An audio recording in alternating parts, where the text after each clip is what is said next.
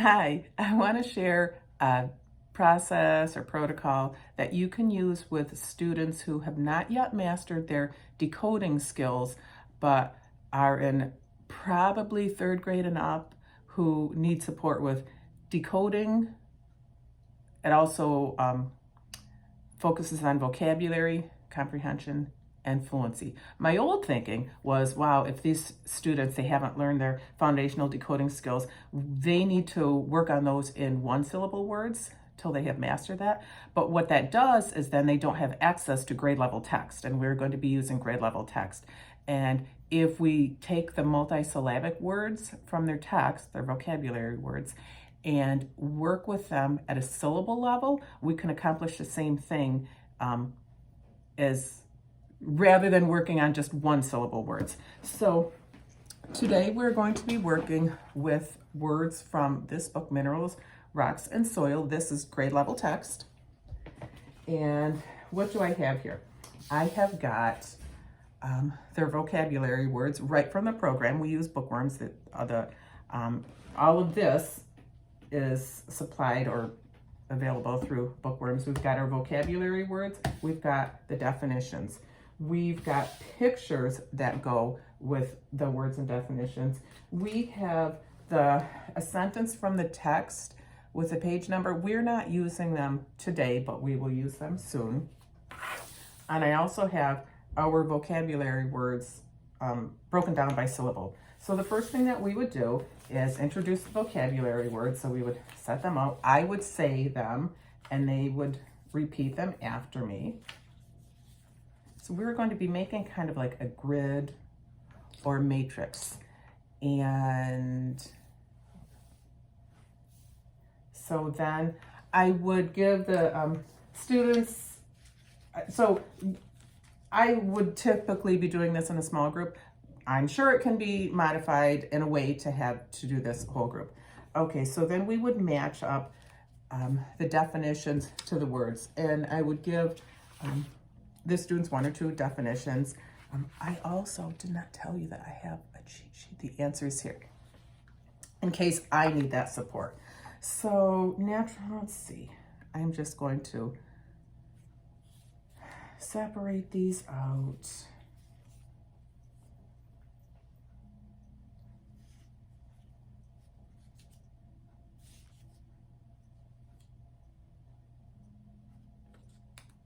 And then we would read through these chorally. So we would read,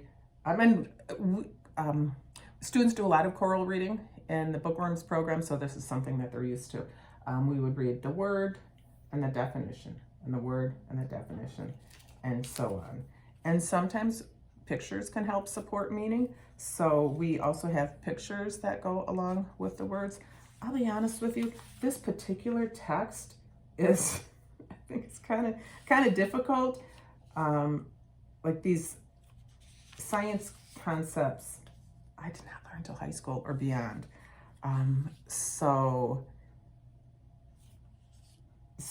But students are getting a lot of background knowledge.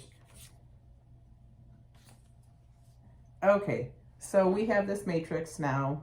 We talk about it, talk about the pictures a little bit. Okay, so now we're done with this. We're moving on. I'm going to just keep all the pictures together, keep all of the definitions together, keep all the words together, and set them aside.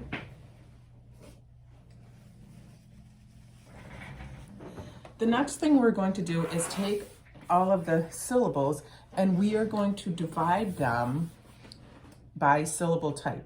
And if you're thinking to yourself, gosh, I don't know the syllable types. Well, I didn't know syllable types until just the last few years. We were not taught, well, I can't say we, I was not taught these in school, and many teachers that I work with were not taught these in school. But so we're working mostly with 6 types of syllables. And I find it easiest for the students and for me if I introduce them or talk about them in a certain order. Oh, you know what? We should set these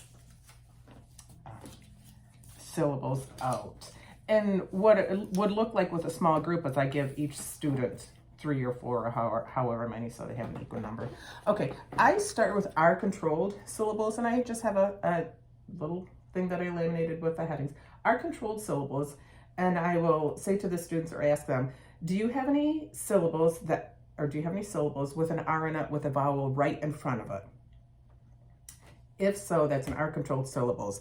And it probably is going to be helpful, or I find it helpful, to have a note with what the syllables are, because a lot of the students that we work with struggle with that. So, okay, ICER. This is not, if you miss some, it's not the end of the world. You will have an opportunity to add them later on. Okay, and I find it's easiest for students to identify R-controlled syllables. Then I do a vowel team, and I ask them, do any of you have a syllable that has 2 vowels next to each other that work together to make one sound? Sometimes it might include W, like an ow or ah. And once again, many students need to be reminded of what the vowels are. I don't see any, so just for space reasons, I'm going to move that away. And then I would probably go to VCE, and I ask them, okay, I caution, listen to the whole explanation. Do any of you have a syllable that ends in E and where that E jumps over one consonant and makes the first vowel long? Because inevitably someone will try to give me something like this, which does end in an E, but that's not a VCE. And we have one of those. And then the next one is consonant LE. These syllables are only at the end of words, but truthfully, right now, students don't know which syllable is at the end of a word. So I will ask them, do any of you have a syllable that ends in LE with a consonant in front of it, like TLE or CLE, something like that? I do not see any, so I'm going to set that aside. The last 2, which really are not quite the last 2, but the last 2 are closed and open syllables. And truthfully, most times we do this, most of the syllables are closed syllables, but it is very easy for students and teachers to get confused and make mistakes. So I like to get the other ones out of the way first. Okay, so then I will usually proceed to open syllables, and I will explain, okay, an open syllable ends in a vowel and the vowel sound is long. So what the students are looking for now are syllables that end with a vowel. And we've eliminated some that they could easily make a mistake with, like the VCE syllables. I think that's it. And closed syllables end in a consonant. They're closed by a consonant. The vowel is closed off by a consonant, sometimes we say, and the vowel sound will be short. So we have a ton that would fall in this category, and we just separate them.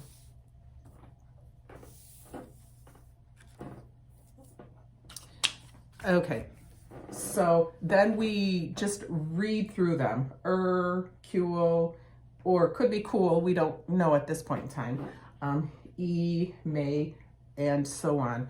We take a closer look at what we have here, because most of these syllables students can fairly easily spell. We've got min, we've got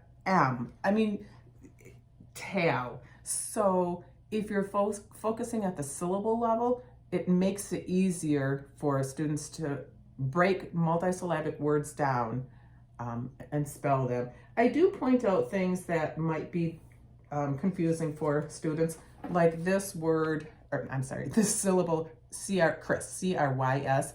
You might not expect that vowel sound to be spelled by a Y. And maybe this might be hard for students, C-U-L-E. And also could be because that sound could be spelled different ways.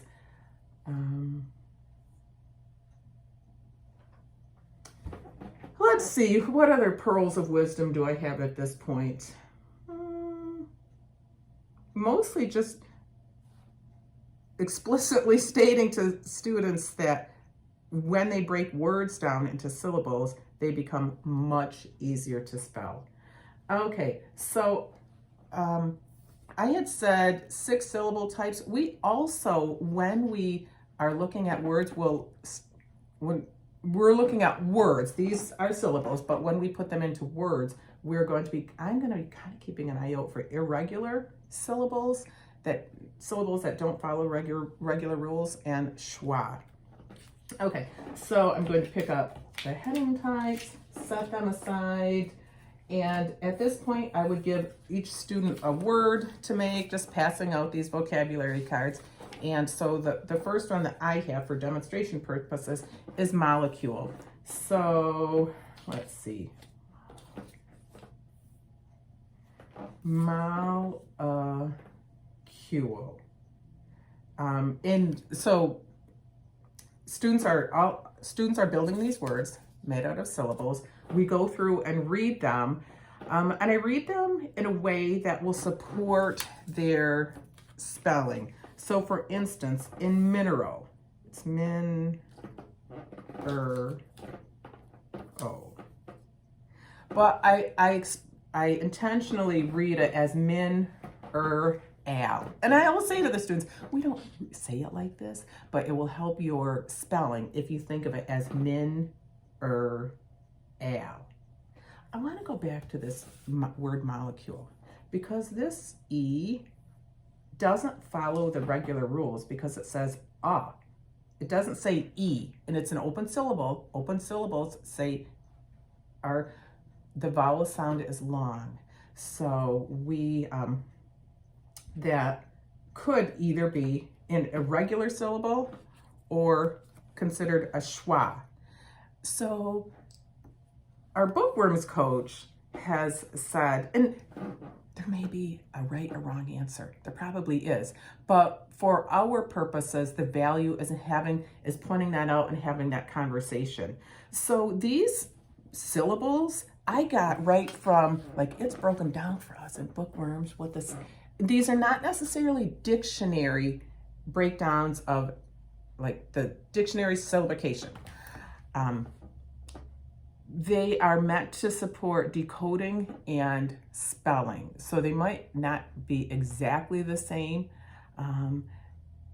So if you're just reading a book, remember we're using grade level text. This is giving access to grade level text. If you're using other books, you will just have to figure that out. Honestly, 90% of the time you will, without any difficulty, probably be able to just figure it out. Once in a while, I do find myself, if I'm using words not in bookworms, oh, how does that break down? Which syllable does that consonant go with? Once in a while, but for the most part, you'll probably easily break it down. And so we read through the words again. The first couple of times you do this, it might be confusing. After a while, you will be probably more skilled with it, and your students will too. Gosh, how many times would I do this? For sure, at least once with the new words, maybe twice, maybe on the second day. But okay, well, thank you for joining me.